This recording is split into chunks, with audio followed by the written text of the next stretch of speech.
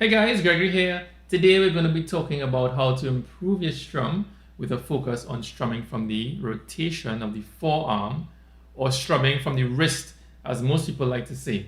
So I'm going to talk about the benefits, reasons why you want to do this, and then I'm going to give you some exercises that you can do to get yourself into the habit.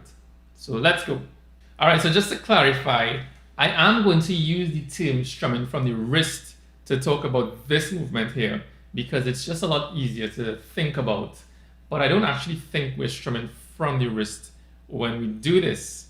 But the reason I'm using it is people tend to use that term a lot. The wrist itself doesn't actually do much strumming. It just kind of positions the hand. But most of the strumming comes from this movement of the forearm here. And then there's also this movement, which comes really from the elbow moving the forearm. But I will use the term strumming from the wrist because most people tend to use it, even I use it, and it's a lot easier to visualize in a sense. So why would you even want to strum from the wrist? Well, it really comes down to efficiency.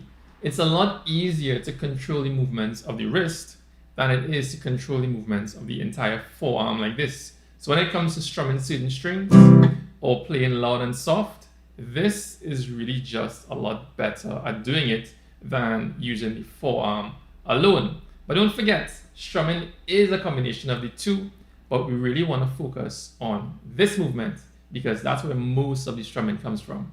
So what we're going to do now is we're going to go into a close-up of the right hand, and I'm going to give you a couple of things you can start doing to get into the habit of strumming from the wrist. Alright, so let's talk about strumming from the wrist.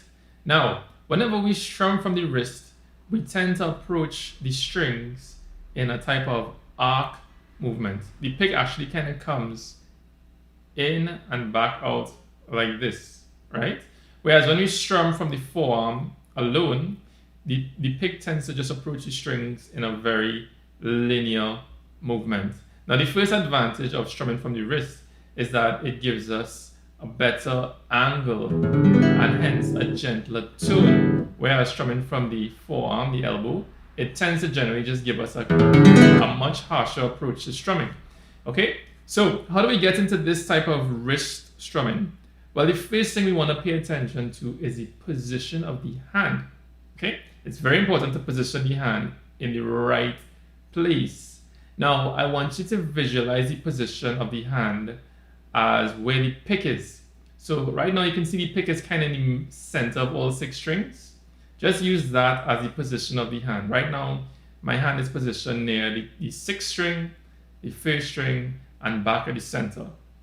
Okay, so if we want to do a strum where we're strumming, let's say, all 6 strings, what we want to do is we actually want to start with the hand being below the starting point. So you don't want to start with the pick on top of the 6th string and then strum from the wrist, because that's going to be quite hard to do. To kind of turn the wrist here, you get a lot of resistance.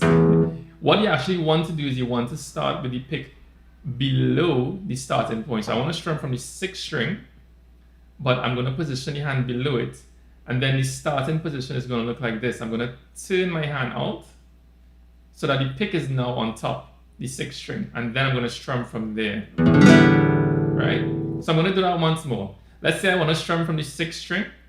I want to position the hand below that string, maybe like around the 4th string or so. And then I'm going to turn my hand, and this is now your starting position. So down strum looks more like this, right? Now 6 strings is kind of wide. You may actually want to include a little bit of the forearm, the elbow movement here, to kind of get that done a lot easier, okay? But the general approach is wherever you want to start from, position your hand below it, angle the pick, and then strum. Now it's the same thing for an up strum. If you want to strum from the 1st string, I don't want to start, position my hand where the 1st string is. I want to position it kind of above, and then I angle my hand in the opposite direction and I strum up. Okay? That is basically the technique for strumming from the wrist. So let me give you a couple exercises that you can do to practice this now. So before we go into the exercises, I do want to mention another benefit of strumming from the wrist. It becomes easier to target certain strings when you're strumming. Okay, and one of the reasons for that is because we strum in an arc-like motion, when we strum from the wrist, it's easier to get under certain strings and start there, right? Whereas strumming from the elbow and the forearm like this, it's kind of hard to move like this and not hit strings on top and then target strings, let's say in the middle of the guitar like this. It's kind of hard to do. Also, it becomes easier to do like repeated down strums. Let's say I wanted to play a C major with a strum like this. Right? Because we're using the wrist, it's a lot easier to kind of start over that strum every single time. Because it's just easier to control than moving the entire hand. So let's go into exercises now. Okay, so for the first exercise, we're going to take a nice 6-string chord like G major or E minor, any is fine. And what we're going to do is we're going to just strum 3 strings at a time. We're going to try to strum the 6th, the 5th, and the 4th string. So the first thing we want to do is to kind of position the hand in the middle of those 3. Let's say around the 5th string, and then we're going to try to focus just on strumming using the rotation of the forearm like this. So we get something that sounds like this. It's just going to be down, up, down, up. The other thing that you want to try to do is try not to drag the pick. You really want to get in the habit of just strumming quickly. Right? Now I could strum slowly and move my hand quickly at the same time. So slowly meaning 1, 2, slow tempo. 1, 2, okay? But try not to drag the pick. That's not a good way to practice strumming, okay? So once again, down, up, down, up. Focus on the rotation. The second exercise is going to be the same thing, but we're going to focus on the top 3 strings, the first, the second, and the 3rd string.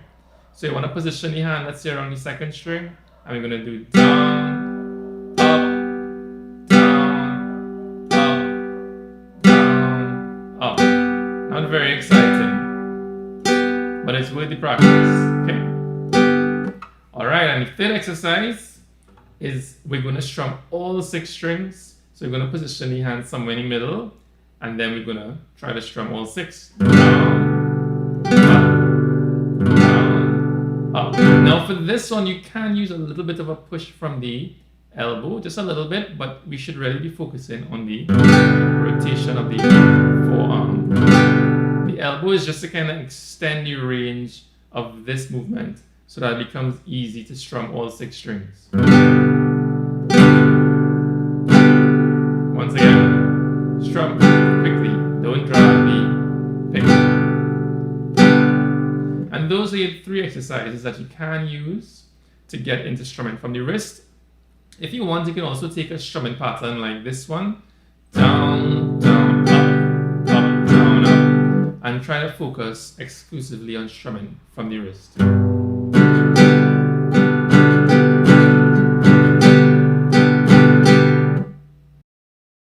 Alright, that was the video. I hope you did enjoy it. If you did, please like, share, and subscribe. I need them subscribers. But until next time, later.